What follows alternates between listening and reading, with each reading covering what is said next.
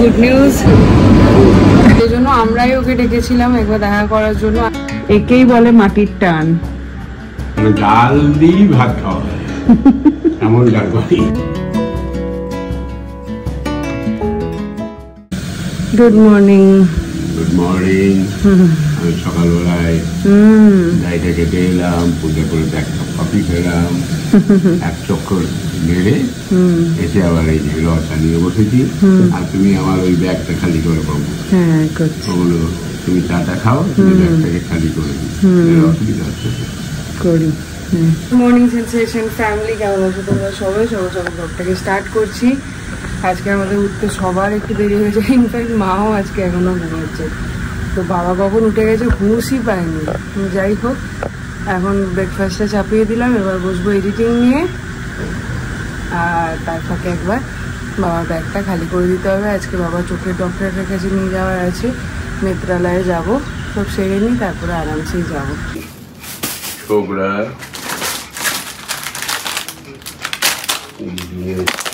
চা পাতা একটা 280,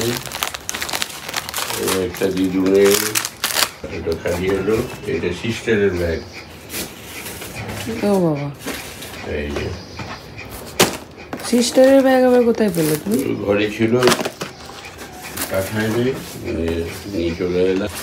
তাই নাকি? আর এই যে তোমাদের বাদাম,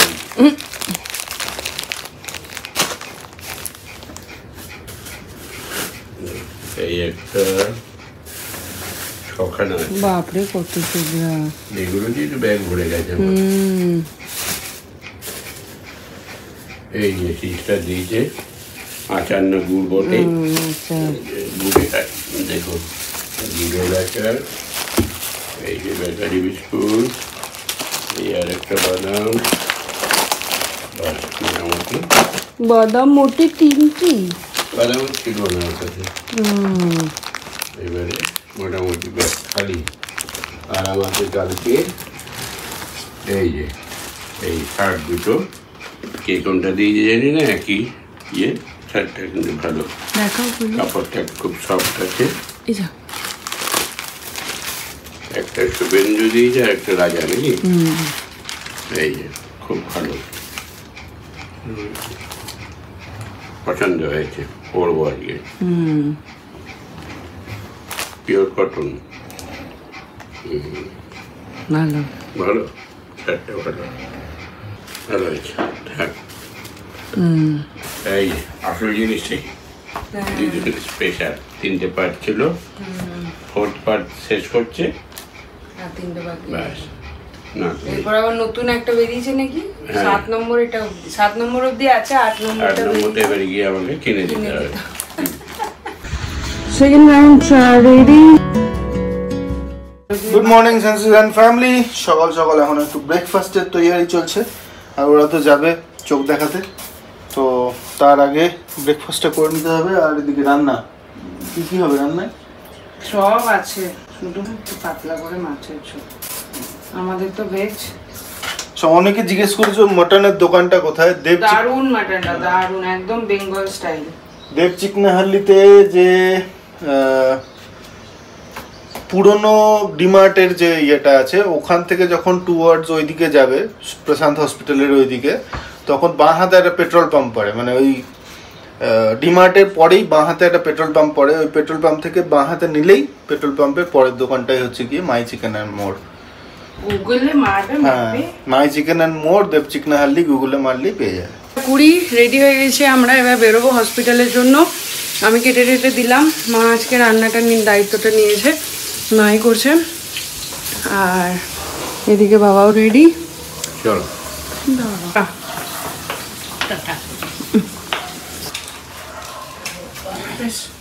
টাটা।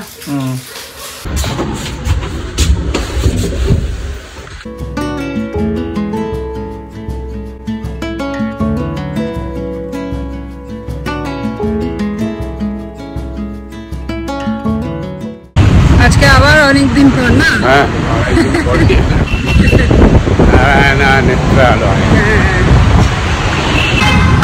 বেশ অনেকগুলো দিন পরে আবার বাবার ট্রিটমেন্টের জন্য বাবা আর মেয়ে একসাথে। হ্যাঁ, এখানে ভিশন চেক আপ হবে।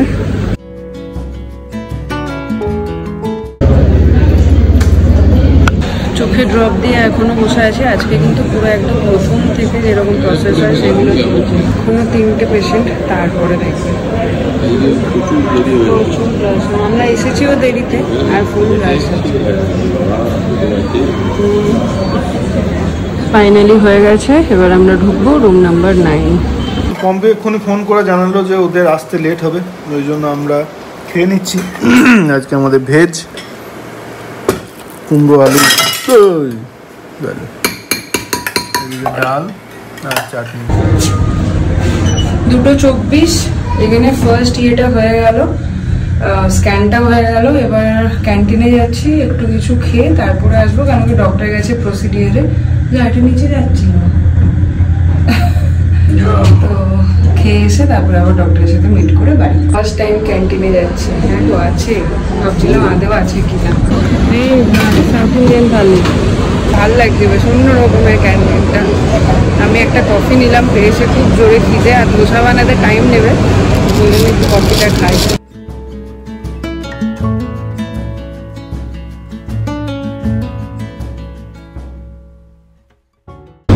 ইডলিটা ভালো করেছে, বড়া খিদের পেটে খাচ্ছ তো ওই জন্য আরো ভালো লাগছে। এটা আলু সাবু না কি বলবো, আলু সাবু। রুটি খাবে? রুটি খাবে? হ্যাঁ, বাড়ির একদম মনে হচ্ছে ঘরের বানানো। ভালো। এতটা খাবার দিয়েছে, কত নিয়েছে বলো তো? 50 টাকা।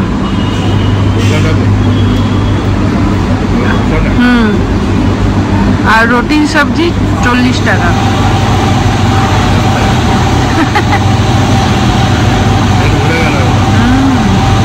এইখান থেকে ভিউটা দেখো কি সুন্দর লাগছে, বাপরে। এই যে মেট্রো হয়েছে এখানে,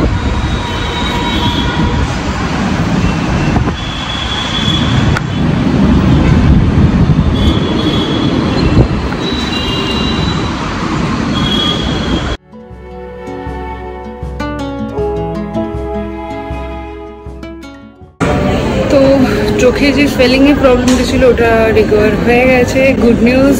আর এখন যেটা বললো ক্যাট্রাক্টের ডক্টর দেখাতে, ক্যাট্রাক্ট স্পেশালিস্ট, তো সেই জন্য এখন ওয়েট করছি। ডক্টর স্নেহা হচ্ছে ক্যাট্রাক্ট স্পেশালিস্ট, তো ওনাকে দেখাই, তারপর কি বলে দেখি। হয়ে গেল, ডক্টর বললেন কি এখনই ক্যাট্রাক্ট করা দরকার নেই, রেটিনাটাকে এখন ফলো আপ করতে হবে, নেক্সট 1 মাস পরে আবার আসতে হবে, এসে রেটিনাটা ফলো আপ হবে, তারপরে যদি রেটিনা ঠিকঠাক থাকে তারপরে গিয়ে ক্যাট্রাক্ট হবে।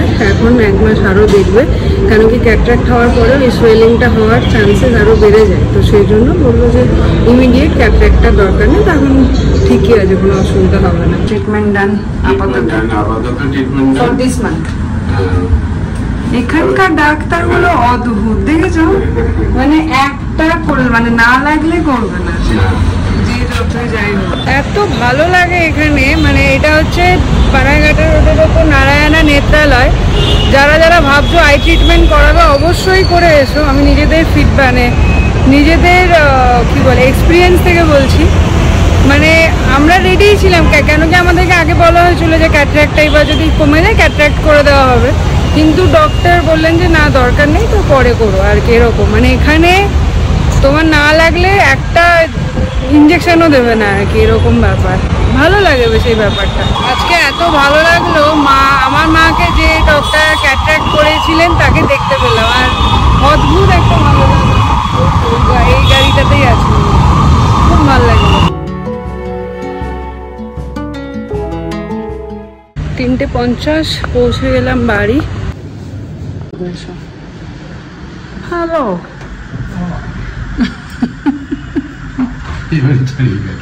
হ্যাঁ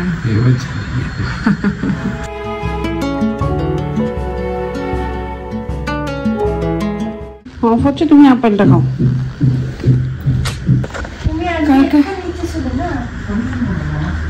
কালকে অনেক, হ্যাঁ হ্যাঁ দি বাটার মিল্ক আছে। কালকে অনেকে দেখলাম কমেন্টে লিখেছো পল্লবীর আশা নিয়ে, ওকে ওর সাথে যেহেতু মিশুদের অনেক দিনের চেনা জানা একটা ভালো সম্পর্ক, সেই জন্য আমরাই ওকে ডেকেছিলাম একবার দেখা করার জন্য। আর সেই জন্য সারাদিন জামাই ষষ্ঠী পালন করার পরেও মেয়েটা অত টায়ার্ড হয়েও এসেছিলো ওদের সাথে শুধুমাত্র একটুখানি দেখা করবে বলে। তাই প্লিজ এই ধরনের কমেন্ট করো না, হয়তো আমারই ভুল হয়েছে, আমি বুঝিনি যে এটা এইভাবে পোর্ট্রে হয়ে যাবে, না হলে হয়তো কালকের ব্লগে এক্সপ্লেন করে দিতাম। যাই হোক, মেসেজগুলো কমেন্টগুলো দেখে একটু খারাপ লাগলো, ওই জন্য আজকে একটু এক্সপ্লেন করে দিলাম। কেন আপনি লুচি তুমি আমার গেঞ্জি পরেছো?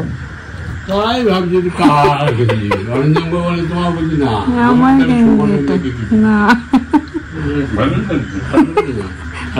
না ভালোই লাগছে। হ্যাঁ ভালোই লাগছে। কালকে হচ্ছে লোকনাথ বাবার তিরোধান দিবস, সেই জন্য একটু মিছরি আর কিশমিশ নিতে বলেছিল মা, আর সঙ্গে নিলাম একটু জোয়ারের আটা। একটু করে বেশ অনেকগুলোই নেওয়া হয়ে গেল, বাঙালি চাউমিন, নীল কাটার। এখন এসছি একটু নার্সারিতে, নেব তুলসী গাছ টবের সাথে। बताओ रेट, बताओ रेट बताओ। अरे जो 1000 तो 1000 देना दे देना। ये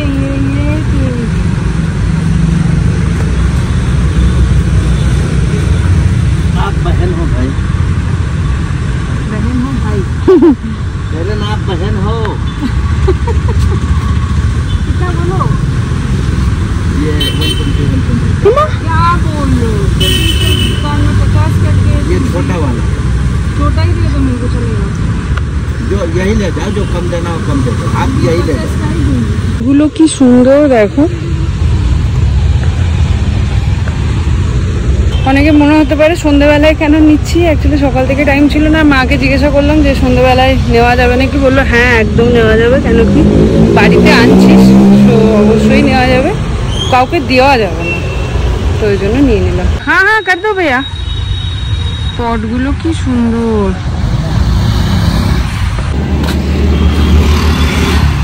নিয়ে নিলাম ফুল। কে হচ্ছে? এই তো অবশ্যই লাল মাটি ভরে দিয়েছে। 40 টাকা নিল। লাল মাটি তো এখানে সাদা মাটি হয় নাকি? ভার্নি কম্পোস্ট নাই, চ মাটি মাটি চল টাটা। এটা হচ্ছে উত্তর পূর্ব কোণ। এখানে আমার আগে একটা তুলসী গাছ ছিল, তো একটা ছোট্ট টুল কিনবো, আপাতত এখানেই রাখলাম। টুল কিনে টুলের উপরে রাখবো। তোমার মা আমার বাবা কইছ? তোমার মা আমি ফোন করি, রিম ফোন করেছিল, ওর মা নেমেছে, নেমে বললাম যে বলো একটু আড্ডা দিয়ে আসতে। কি ধরনের পড়া আমি বুঝি না, রবীন্দ্রসঙ্গীত লাগিয়ে এখন পড়ছে, আর দুদিন কাল থেকে দেখছি খুব রবীন্দ্রসঙ্গীতের উপর ঝোঁক হয়েছে। মাগু কবে থেকে আবার এই রবীন্দ্রসঙ্গীত লাগার হয়ে গেল তুই? হ্যাঁ কবে থেকে?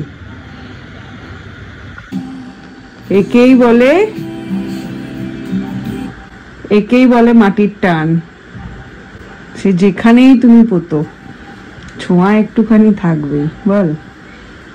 কাল থেকে দেখছি খুব রবীন্দ্রসঙ্গীত শুনছে, এতদিন তো ইংলিশ গুলো শুনে শুনে কান ঝালাপালা করে দিয়েছিল আমার। Good good. তো এখন হচ্ছে ডিনারের প্রস্তুতি করতে পারছি, অলমোস্ট 9টা 10-15। আমার আর বাবা তো করাই আছে, মাদের জন্য একটুখানি ভাত চাপিয়ে দিই, আর দেখি কি কি করা যায় বা কি আছে। বাবা হারিয়ে গেছে, ঘুরতে পারছে 9টা 15, এখনো অব্দি আসেনি। হাঁটতে গেছিল, আমার মনে হয় হাঁটতেও হেঁটে এসে বোধহয় কারো বাড়িতে ঢুকেছে, পিকি বা স্বরূপা বা কারো ফ্ল্যাটে কারো বাড়িতে ঢুকেছে নিঘাত, নাহলে এতক্ষণ বাইরে থাকার মানুষ না। দেখি এবার ফোন করি। মিমলি দাদু হারিয়ে গেছে, মুভি দেখবে নাকি? মুভি দেখবে? দেখি আমি কিছু একটা লাগাই। কোথায় ছিলে তুমি? ওই পিকির ওখানে গেলাম, শাহার ওখানে গেলাম, বুঝতেই পেরেছি। তারপরে দেখা করে নিলাম বাবা, ডিউটি করে ছাড়ি। কি বুঝলে? দাদু কিছু করতে গেলে টাইম আগে, টাইমের সময় মানে মূল্য দিতে হবে, সময়ের মূল্য। দাদুর গেঞ্জিটা দেখেছিস কি? কিছু বুঝতে পারছিস ডিফারেন্স?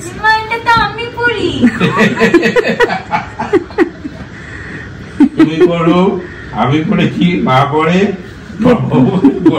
প্রথম মা পড়েছে, তারপর ও পড়েছে, তারপরে এখন আমি পড়েছি। পেটের খোলটা কেমন লাগছে দেখ না। আমি এইটা প্রথমে খেয়াল করি নাই, পরে দেখছি মেয়েদের এইখানটা একটু চড়া হয় তো, কোমরের এইখানটা। ইন করে পড়া যাবে না, বেরিয়ে যাবে। ভালোই লাগছে, মিষ্টি লাগছে। ঠিক আছে, এই হচ্ছে বাবার ডিনার। এখানে হচ্ছে মা আর মিমলির ভাত, পরিণামার মিমলির দুধ বসিয়ে দিই। এই হচ্ছে গাছ পাকা মাল্লিকা, খাও এক ফেলে। সিস্টার দারুণ হয়েছে, ভাতও একটু বেশি খেলাম। যেমনি ডাল বানিয়েছেন তেমনি সবজি, এক বাটি সবজি বলে ডালটা অর্ধেকটা খেলাম, মানে ডাল দিয়েই ভাত খাওয়া হয়, এমন ডাল বানিয়েছে। তারপরে সবজিটা দেখছি আরো অসাধারণ, মাছ সহ সবজি, মানে মাছ সিদ্ধ আর কি। আমার খাওয়া দিয়েছি সবজি, একটা সবজি মুখে দেয়নি, আমি শুধু শুধু সবজিটা নষ্ট করলি না, একটু না। দেখেন দেখি তাহলে, তাও ওকে ডাটা আমি একটা দুটো দিয়েছি, জানি আমি ছিলাম না তাই জন্য। হ্যাঁ, আমি যে ওই জন্য মাছ সামনে।